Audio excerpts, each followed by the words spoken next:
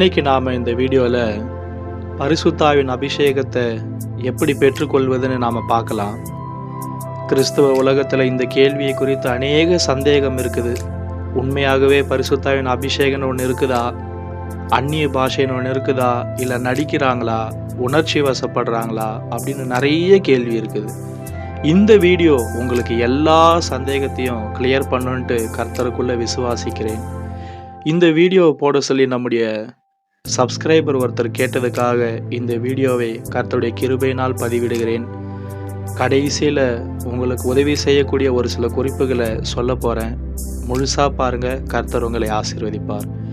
முதலாவது, பரிசுத்தாவின் அபிஷேகம் அப்படின்னு ஒன்று உண்மையாகவே இருக்கா இல்லையா அப்படின்ற கேள்விக்கு பதில் பார்க்கலாம். பைபிளில் அப்போஸ்தலர் 2ஆம் அதிகாரத்தை நீங்கள் படித்து பார்த்தீங்கன்னா உங்களுக்கே தெரிஞ்சிடும் பரிசுத்தாவின் அபிஷேகம்னு ஒன்று இருக்கா இல்லையான்னு. ஆண்டவராகிய இயேசு பரலோகத்திற்கு உயிர் தெழுந்து எழுந்து போவதற்கு முன்பாக தன்னுடைய சீஷர்களுக்கு கொடுத்த கடைசி கட்டளைகளில் ஒன்று, நீங்கள் உன்னதத்திலிருந்து வரும் பலனால தரிப்பிக்கப்படும் வரைக்கும் நீங்கள் எருசலேம் நகரத்தில் காத்திருங்கன்னு ஆண்டவர் சொல்லிட்டு போனார்.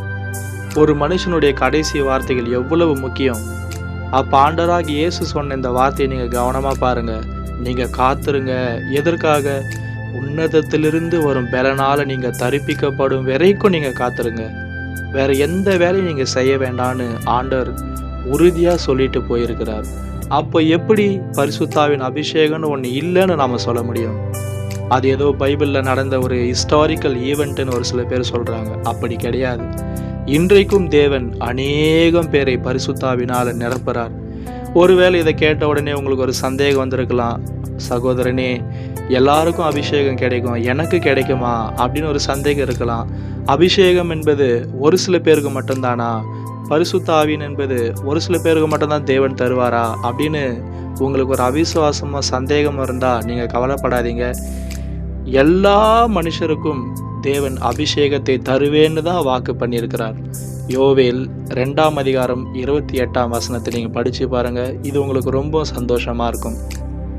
இதோ நான் மாம்சமான யாவர் மேலும் என் ஆவியை ஊற்றுவேன் அப்படின்னு சொல்லியிருக்கிறார். நீங்கள் சந்தேகப்படாதீங்க. நிச்சயமாக உங்களுக்கு பரிசுத்தாவின் அபிஷேகத்தை தேவன் தருவார்னு உறுதியாய் சொல்லுகிறேன். ஏனென்றால் தேவனிடத்தில் பட்சபாதமே இல்லை. இந்த வீடியோவில் என்னால் முழுசாக சொல்ல முடியாது. அடுத்த வீடியோக்கள்லேயும் நான் உங்களுக்கு தொடர்ந்து ஆதாரங்கள் எல்லாம் கொடுக்குறேன். இப்போ நாம் நம்முடைய வீடியோவுடைய தலைப்புக்கு போகலாம். நீங்கள் அப்போஸ்தலர் 2ஆம் அதிகாரத்தில் படித்து பார்த்தீங்கன்னா ஆண்டவராகிய இயேசு பரலோகத்துக்கு ஏறி போவதற்கு முன்பாக சொன்ன அந்த வார்த்தை அங்கே நிறைவேறதை நாம் பார்க்கலாம்.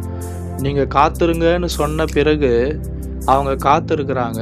ஒரு மேல் வீட்டாரின் மேலே ஏறி பெந்தகோஸ்தே நாள் என்ற நாள் வந்தபோது காத்திருந்தாங்க. அப்போ அவங்க கூடியிருந்தபோது அந்த இடம் அசைந்தது. அக்கினிமயமான நாவுகள் போல பிரிந்திருக்கும் நாவுகள் காணப்பட்டது அப்படின்னெல்லாம் நம்ம பைபிளில் படிக்கிறோம். நீங்கள் போய் அதை மனப்பூர்வமாக ஆர்வமாக படித்து பாருங்கள். உங்களுடைய உள்ளமே சொல்லும் பரிசுத்தாவின் அபிஷேகம்னு ஒன்று இருக்கா இல்லையான்னு. மற்றவர்கள் சொல்லுகிற காரியங்களை விடுங்க, வேதம் சொல்லுகிறத பாருங்க.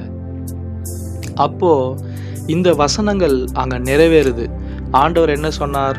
நீங்க பலத்தினால தரிப்பிக்கப்படும் வரைக்கும் நீங்க எருசலேம் நகரத்திலேயே காத்திருங்கன்னு சொன்னார். அப்பனா அதுக்கு என்ன அர்த்தம்? வேற எதுவும் நீங்க செய்ய வேணாம், எருசலேம் நகரத்திலே காத்திருங்க. அப்ப இந்த சம்பவத்துக்கு பிறகுதான் அவங்க ஊழியம் செய்யவே போறாங்க. அப்போ அபிஷேகம்னு ஒன்று இருக்கா இல்லையா? நீங்க கமெண்ட்ஸ்ல சொல்லுங்க. கர்த்தர் உங்களை ஆசீர்வதிப்பார். அடுத்ததாக, பரிசுத்தாவின் அபிஷேகம்னா என்ன அப்படின்னு உங்களுக்கு சொல்றேன். வேதம் சொல்லுகிறது, என்னை விசுவாசிக்கிறவனுடைய இதயத்திலிருந்து ஜீவ தண்ணீருள்ள நதிகள் ஓடும் அப்படின்னு சொல்லுறது. கர்த்தருக்கு காத்திருக்கிறவர்களோ புது பலன் அடைந்து செட்டைகளை அடித்து உயர எழும்புவார்கள்னு இன்னொரு வசனம் சொல்லுது. அடுத்து, பரிசுத்தாவின் அபிஷேகம்னா ஒரு அக்கினின்னு சொல்லுது. யோவான் சொல்றாரு, நான் உங்களுக்கு ஜலத்தினால ஞானஸ்நானம் கொடுக்குறேன், எனக்கு பின் வருகிறவர் பரிசுத்த ஆவியினாலும் அக்கினியினாலும் உங்களுக்கு ஞானஸ்நானம் கொடுப்பார். அப்போ இந்த இடத்துல பரிசுத்தாவின் அபிஷேகத்தை ஒரு அக்கினின்னு சொல்லுது. இப்படி பல பல அர்த்தங்கள் பரிசுத்தாவின் அபிஷேகத்தை பற்றி சொல்லுது. குறிப்பா பரிசுத்தாவின் அபிஷேகம்னா என்னன்னா, ரோமர் 5ஆம் அதிகாரம் 5ஆம் வசனத்தை படிச்சு பாருங்க. அதுல பரிசுத்த ஆவியினால் தேவனுடைய அன்பு உங்கள் இதயங்கள் ஊற்றப்பட்டு இருக்கிறதுன்னு சொல்லியிருக்கு. ஏன் தேவன் தன்னுடைய அன்பை நம்முடைய இதயங்களில் ஊற்றணும்? அப்போ ஆண்டவராக இயேசுவை பற்றி தெரிந்து கொள்ளும்போது, ஆண்டவரை நான் ஏற்றுக்கொள்ளும்போது எனக்கு அன்பு இல்லையா அப்படின்னு ஒரு கேள்வி வருது. ஆனால் நல்லா கவனமாக பாருங்க, ஒரு பொருள் அரையும் குறையுமா இருக்கிற வரைக்கும் அதனால் ஒரு நல்ல பலன் கிடைக்காது. ஆனால் அதுவே அந்த பொருள் முழுமையாக செய்து முடிக்கும்போது பெரிய பலனை தரும். அதுபோல தான் பாவம் நிறைந்திருக்கிற நம்முடைய இதயத்தில் ஆண்டவர் மேலே அரையும் குறையுமா ஓரளவுக்கு நாம் அன்பு வச்சுருப்போம். ஆனால் அந்த அன்பு அவருக்காக வாழ்வதற்கு பத்தாது. நாம் இஷ்டப்படும் போது பாவத்துக்கு போய்விட வாய்ப்பு இருக்குது. அதனால தான் ஆண்டவர் என்ன பண்ணுறாரு, பரிசுத்த ஆவியானவர் மூலமா அளவில்லாத தேவ அன்பை நம்முடைய இதயங்களில் ஊற்றி நம்மளை நிரப்புறார். அப்போ இது பாவத்தின் மேல் நமக்கு இருக்கிற வாஞ்சைகளை முற்றிலும் தனித்து விடும். ஒவ்வொரு நாளும் அந்த அபிஷேகத்தில் நம்மை காத்து கொண்டால் பாவத்தின் மேல் இருக்கிற ஆசைகள், விட முடியாத பாவ பழக்கங்கள், கிரியைகள் எல்லாத்தையும் விடக்கூடிய ஒரு பலன் நமக்கு இந்த அன்பின் மூலமாக கிடைக்கும். அன்பு இருக்கிறவன் ஒரு நாளும் தேவனுக்கு விரோதமாக பாவம் செய்யவே முடியாது. அடுத்ததா ஒரு சிறிய சாட்சியை நான் உங்களுக்கு காட்ட விரும்புகிறேன். பாஸ்டர் மனாசே அப்படின்றவருடைய சிறிய சாட்சி. இது உங்களை மிகவும் உற்சாகப்படுத்தும். அவர் எப்படி அபிஷேகத்தை பெற்றாருன்னு அவரே சொல்லுகிற சாட்சியை நீங்கள் கேட்டு பாருங்கள். இது அபிஷேகத்தை குறித்த ஒரு தெளிவை உங்களுக்கு தரும். நாம் ஏன் இந்த அபிஷேகத்தை பெறக்கூடாது, நாமும் பெறலாமே என்று ஜெபிக்க ஆரம்பித்தேன். அப்பொழுது ஆண்டவரிடத்தில் இப்படி பொருத்தனை பண்ணினேன். ஏனென்றால் பரிசுத்தாவியை பற்றி ஆரம்பத்தில் எனக்கு இப்படிப்பட்ட அபிப்பிராயம் இருந்தது. ஒரே வார்த்தை ஸ்தோத்திரம் ஸ்தோத்திரம் ஸ்தோத்திரம் ஸ்தோத்திரம் அல்லது இயேசுவின் ரத்தம் ரத்தம் ரத்தம் என்று திரும்ப திரும்ப இவர்கள் வேகமாக சொல்கிறபடினால் நாக்கு கொலரி பேசுகிறதான வார்த்தையோ அல்லது ஒரு சைக்கலாஜிக்கல் பினாமினாவோ என்று நான் எண்ணிக்கொண்டிருந்தேன். அல்லது வேகமாக தட்டுகிறபடினால் உண்டாகிற எழுச்சியினால் உண்டாகிறதான சிகரத்தின் பகுதிகளோ என்று நான் யோசித்துக் கொண்டிருந்தேன். ஆகவே இப்படி நான் ஆண்டவரை நோக்கி சொன்னேன், ஆண்டவரே, பரிசுத்தாவி என்று இருக்கும் என்றால் அது என் மேல் வந்து இந்த ராத்திரியை வந்து இறங்கட்டும். இன்று ராத்திரி என்னை நீ பரிசுத்தாவியினால் அபிஷேகிப்பீர் என்றால் என் வாழ்க்கையை உமக்கு ஊழியத்துக்கு என்று நான் சமர்ப்பிக்கிறேன். நான் ஊழியக்காரனாக இருப்பேன் ஐயா என்று சொல்லி என்னையே நான் சமர்ப்பித்தேன். இப்படி சமர்ப்பித்து ஸ்தோத்திரம் ஸ்தோத்திரம் ஸ்தோத்திரம் என்று சொல்லிக்கொண்டே கண்களை மூடி ஸ்தோத்திரம் சொல்லிக் கொண்டிருக்கிறேன். வானத்திலிருந்து மின்மணி பூச்சிகள் போல அக்கினி பொறிகள் இறங்கி வருவதை நான் கண்டேன். அது என்னை நோக்கி இறங்கி வந்து கொண்டே இருந்தது. அது என்னை தொட்ட மாத்திரத்தில் என் சரீரம் என்னை கட்டுப்பாடை விட்டு இங்கும் அங்குமாக வீசி எறியப்படுவதை நான் உணர்ந்தேன். அதை அடக்கி ஆள நான் முயற்சித்தேன். என் சக்தியை தாண்டி அது வீசி எறிய ஆரம்பித்தது. அதுவரை தமிழில் என் நாக்கு தோத்திரம் பண்ணி கொண்டிருந்தது. நாக்கு உளர ஆரம்பித்தது. அதையும் கட்டுப்படுத்த முயற்சித்தேன், முடியவில்லை. நாக்கு ஏதோ பேசி உளர ஆரம்பித்து விட்டது. கொஞ்ச நேரத்துக்குள் என் சுய நினைவே அற்று பல இடங்களில் துள்ளி குதித்து உருண்டு புரண்டு எந்திரித்து கொஞ்ச நேரம் கழித்து என்னுடைய சுய நினைவுக்கு நான் வந்தபோது நான் விளங்கிக் கொண்டேன். திரியேக தேவன் ஏழையும் தூசியுமாகி என்னை அபிஷேகத்தினால் நிரப்பினார். தேவனே, எனக்குள் பரிசுத்த ஆவியானவரே என்னில் வந்து தங்க வந்து விட்டார் என்று நான் அறிந்து கொண்டேன். இனம் புரியாத சந்தோஷம், இனம் புரியாத மகிழ்ச்சியை நான் உணர்ந்தேன். ஆண்டவர் எனக்குள்ளே இருப்பதை நான் உணர்ந்தேன். பிரியமானவர்களே, அருமையான சாட்சியை நீங்க கேட்டிருப்பீங்க. இதில் பரிசுத்தாவி அவர் எப்படி பெற்றுக்கொண்டார்னு சொல்லியிருக்கிறார். உண்மையாகவே உங்களுடைய நான் உற்சாகப்படுத்தும்படியாக சொல்லுகிறேன், உங்களுக்கும் தேவன் அப்படி செய்ய வல்லமையுள்ளவர். உங்களுடைய இதயத்தில் அதன் மேலே ஒரு தாகம் இருக்கிறதுனால தான் நீங்கள் கேட்டுக்கொண்டிருக்கிறீங்களே. ஆண்டவர் என்ன சொல்கிறார் தெரியுமா? தாகம் உள்ளவன் மேல் நான் தண்ணீரையும் வறண்ட நிலங்கள் மேலே நான் ஆறுகளையும் ஊற்றுவேன்னு சொல்கிறார். நிச்சயமாக ஆண்டவர் உங்களுக்கு அப்படி செய்வார். தேவனிடத்தில் பட்சபாதமே இல்லை. உங்களுக்கும் கர்த்தர் சீக்கிரமாய் அப்படி செய்ய போகிறார். அடுத்ததாக பரிசுத்த ஆவியின் அபிஷேகத்தை பெற்றுக்கொள்ள நாம என்ன செய்யணும்னு பார்க்கலாம். முதலாவது அடிப்படை, மனம் திரும்ப வேண்டும். நம்முடைய பாவ வாழ்க்கையை உணர்ந்து நம்முடைய பாவங்கள் எல்லாம் ஆண்டவராகிய இயேசுவின் இடத்துல அறிக்கை செய்து ஒரு உண்மையான வருத்தத்தோட துக்கத்தோட இனி நான் பாவம் செய்ய மாட்டேன்னு ஒரு தீர்மானம் பண்ணி கொண்டு ஆண்டவருக்காக நம்முடைய வாழ்க்கையை வாழ ஆரம்பிக்க வேண்டும். இதுதான் முதல் படி. மனம் திரும்புகிறவர்களுக்கு தான் தேவன் அபிஷேகத்தை தருவேன்னு வாக்கு கொடுத்திருக்கிறார். இதற்கு ஆதாரமா அப்போஸ்தலர் 2ஆம் அதிகாரம் 38ஆம் வசனத்தை படித்து பாருங்க. நீங்கள் மனம் திரும்பி ஒவ்வொருவரும் பாவ மன்னிப்புக்கென்று ஞானஸ்நானம் பெறுங்கள், அப்பொழுது நீங்கள் பரிசுத்தாவின் அபிஷேகத்தை பெறுவீர்கள் அப்படின்னு ஆண்டவர் சொல்லியிருக்கிறார். அப்போ நீங்க யோசிச்சு பாருங்க, அளவில்லாத தேவ அன்பை தேவன் உங்களுக்கு தரப்போறார். சின்ன சின்ன பாவத்தினால் வருகிற சந்தோஷங்கள் எதற்காக? அதை விட்டுவிட்டு நாம் மனம் திரும்பி ஆண்டவரிடத்தில் வருவோமா? நம்முடைய பாவங்களை எல்லாம் மன்னிக்க நம் தேவன் எப்போதும் ஆயத்தம் உள்ளவராக தானே இருக்கிறார். கர்த்தர் உங்களுக்கு உதவி செய்வாராக. நானும் உங்களுக்காக ஜெபித்துக் கொள்கிறேன். அடுத்ததாக நாம் காத்திருக்க வேண்டும். ஆண்டவராகிய இயேசு சொன்ன வசனத்தை பாருங்கள். நீங்கள் காத்திருங்கள். மத்தேயு கடைசி அதிகாரத்துல இருக்கு. நீங்க உன்னதத்திலிருந்து வரும் பலனால தரிப்பிக்கப்படும் வரைக்கும் எருசலேம் நகரத்துல காத்திருங்கள்னு ஆண்டவர் சொல்லியிருக்கிறார். இந்த காத்திருக்கிறதுனா என்ன தெரியுமா? ஒரு ஆள் வருவதற்கு நீங்க வெயிட் பண்ணுவீங்கல்ல, அதே மாதிரி அந்த பரிசுத்த ஆவியானவர் திருத்துவ தேவன் உங்களுக்குள்ள வருவதற்காக நீங்க காத்திருக்கணும். அவசரப்படக்கூடாது. விசுவாசிக்கிறவன் பதறான்னு நாம பைபிள்ல படிக்கிறோம். பதட்டம் இல்லாம விசுவாசத்தோட ஆண்டவர் நிச்சயமா தருவார் தருவார் தருவார் தருவார் தருவார்னு நீங்க காத்து கொண்டே இருந்தால் நிச்சயமாக கர்த்தர் உங்கள் தாகத்தை பார்த்து உங்களை தாகம் தீர்ப்பார். இந்த காத்திருப்பது என்றால் என்னன்னா, ஜெபம் செய்வது, ஒரு மனதோட ஒரு குறிப்பிட்ட நேரத்தை ஃபிக்ஸ் பண்ணி ஒவ்வொரு நாளும் அந்த நேரத்தில் 1 மணி நேரமாவது 1/2 மணி நேரமாவது அந்த உன்னத பலன் உங்களுக்கு கிடைக்கும்படியா ஆண்டவரிடத்துல நீங்கள் போராடி ஜெபிப்பது தான் காத்திருப்பது. எப்படி காத்திருக்கணும்னா, ஒரு மனதோட காத்திருக்கணும். எல்லா காரியங்களையும் தவிர்த்துட்டு மைண்டை ஃபோக்கஸ்டாக ஆண்டவர் மேலே மட்டும் வைத்து ஜெபம் பண்ணுங்கள். அடுத்ததாக அவங்க மேல் வீட்டறையில் வெறும் ஜெபம் மட்டும் பண்ணல, தேவனை துதித்து கொண்டிருந்தார்கள்னு வசனம் சொல்லுது மார்க் எழுதின சுவிசேஷத்துல. அப்ப நீங்க தேவனை துதிக்க வேண்டும். ஸ்தோத்திரம் ஸ்தோத்திரம் ஸ்தோத்திரம் ஸ்தோத்திரம் ஸ்தோத்திரம் என்று தேவனை துதித்து கொண்டே இருக்க வேண்டும்.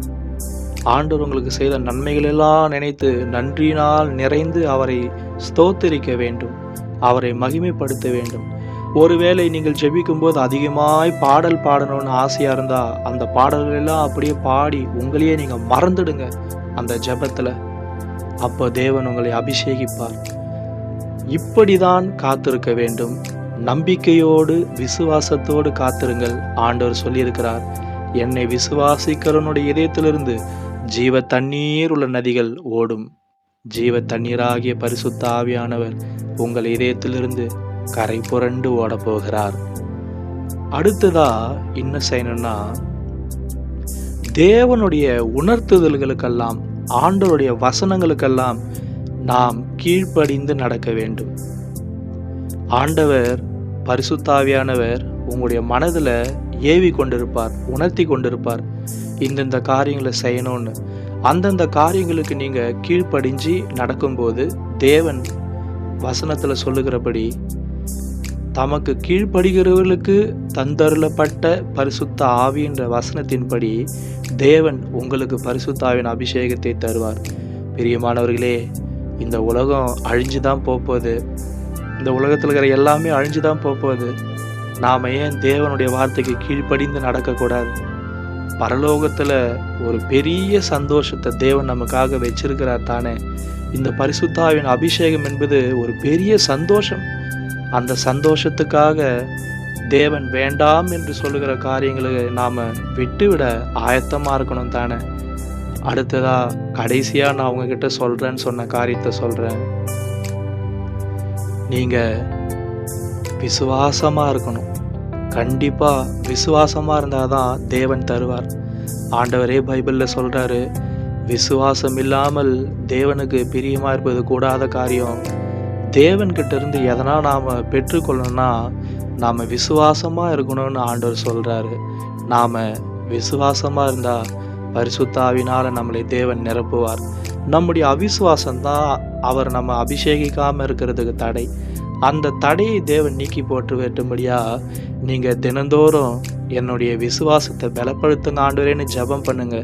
என்னுடைய அவிசுவாசம், அவநம்பிக்கை, அதைரியம், குற்ற உணர்வுகள் எல்லாம் என்னை விட்டு போகணும்னு ஆண்டவர்கிட்ட கேளுங்க. உங்களுடைய மனசாட்சியை ஏதாவது குத்தி கொண்டிருந்தா, நீங்க முன்காலத்துல செஞ்ச பாவங்கள் உங்க நினைவில் இருந்து கொண்டே இருந்தா, அதை மனஸ்தாபத்தோடு துக்கத்தோடு ஆண்டவர்கிட்ட சொல்லி மன்னிப்பு கேளுங்க. ஆண்டவரே, உம்முடைய ரத்தத்தினால என்னை கழுவும்னு கேளுங்க. என்னுடைய மனசாட்சியை சரிப்படுத்துங்கன்னு கேளுங்க. அது உங்களுக்கு மனதிலிருந்து போயிடும். அதுக்கப்புறம் நீங்க அபிஷேகத்துக்காக காத்திருக்கலாம். தேவன் நிச்சயமாய் உங்களை அபிஷேகிப்பார். இதற்கு நான் ஒரு வசன ஆதாரத்தை உங்களுக்கு சொல்றேன், கவனமா கேளுங்க. என்னை விசுவாசிக்கிறனுடைய இதயத்திலிருந்து ஜீவ தண்ணீருள்ள நதிகள் ஓடும்னு ஆண்டவராகிய இயேசு சொல்லியிருக்கிறார். அந்த வசனத்தின் முழுமையை பார்த்தா, தாம் விசுவாசிக்கிறவர்கள் பெறப்போகிற ஆவியை குறித்து இப்படி சொன்னார்னு இருக்குது. அவரை விசுவாசிக்கிற உங்களுக்கு தேவன் தராமல் இருப்பாரா? இன்னும் உங்களை உற்சாகமூட்டும்படியாக ஒரு வார்த்தையை சொல்லுகிறேன். மத்தேயு 7ஆம் அதிகாரம் 7ஆம் வசனத்தை போய் பாருங்கள். கேளுங்கள், உங்களுக்கு கொடுக்கப்படும். தட்டுங்கள், உங்களுக்கு திறக்கப்படும். தேடுங்கள், கண்டடைவீர்கள். ஏன்னா கேட்கிற எவனும் பெற்றுக்கொள்கிறான் அப்படின்னு ஆண்டவர் சொல்கிறார். நீங்க ஆண்டவர்கிட்ட கேட்டுக்கொண்டே இருங்க விசுவாசமா. கண்டிப்பா ஆண்டவர் உங்களுக்கு அபிஷேகத்தை கொடுப்பார். இந்த வீடியோ உங்களுக்கு பிடிச்சிருக்கும்னு நினைக்கிறேன். உங்களுடைய சந்தேகங்கள் எல்லாம் உங்களை விட்டு போயிருக்கும்னு நினைக்கிறேன். ஒருவேளை உங்களுக்கு இன்னும் சந்தேகம் இருந்தால் எனக்கு கமெண்ட்ஸ்ல சொல்லுங்க. அப்படி இல்லாவிட்டால் ஜாய்சன் ஃபார் ஜீசஸ் அப்படின்ற யூடியூப் சேனல்ல என்னுடைய பார்கோடு இருக்கு, வாட்ஸ்அப் பார்கோடு. அதை ஸ்கேன் பண்ணிங்கன்னா நீங்கள் எனக்கு டெக்ஸ்ட் பண்ணலாம். நீங்கள் எங்களுக்கு ஒரு ஃப்ரெண்டாக இருக்கணும்னு நான் விரும்புகிறேன். நம்முடைய சேனல் ஏதோ பார்ப்பது, லைக் பண்ணுவது, ஷேர் பண்ணுவது, சப்ஸ்கிரைப் பண்ணுவது, கமெண்ட் பண்ணுவது, மற்றவங்களுக்கு ஷேர் பண்ணுவது மட்டும் இல்லாமல் நீங்கள் எல்லோரும் எனக்கு ஒரு ஃப்ரெண்டாக இருக்கணும்னு விரும்புகிறேன். நீங்கள் எனக்கு ஃப்ரெண்டாக இருப்பீங்களா? கர்த்தர் தாமே உங்கள் அனைவரையும் ஆசீர்வதித்து பாதுகாப்பாராக. மேலும் வேறு ஏதாவது வீடியோக்கள் வேணும்னா சொல்லுங்க. கர்த்தருடைய கிருபையினால நான் உங்களுக்காக அதை செய்கிறேன். கர்த்தர் உங்கள் கூட இருப்பார். எனக்காக ஜெபித்துக் கொள்ளுங்கள். கர்த்தர் நம்மை ஆசீர்வதித்து அவருடைய பரிசுத்த ஆவியின் சந்தோஷத்தினால நம்மை நிறைத்து அவருடைய வருகைக்காக நம்மை ஆயத்தமாக்க வேண்டும்.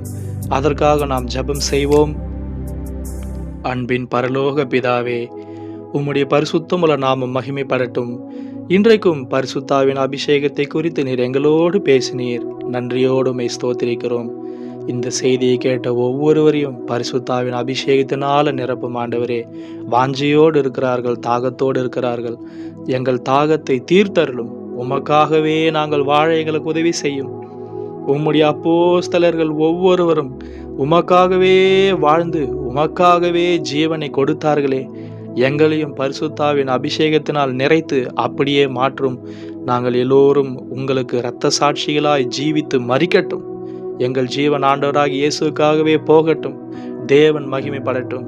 அன்புள்ள ஆண்டவராகிய இயேசுவின் நாமத்தில் எங்கள் ஜெபத்தை கேளும் அன்புள்ள பரலோக பிதாவே. ஆமேன், ஆமேன்.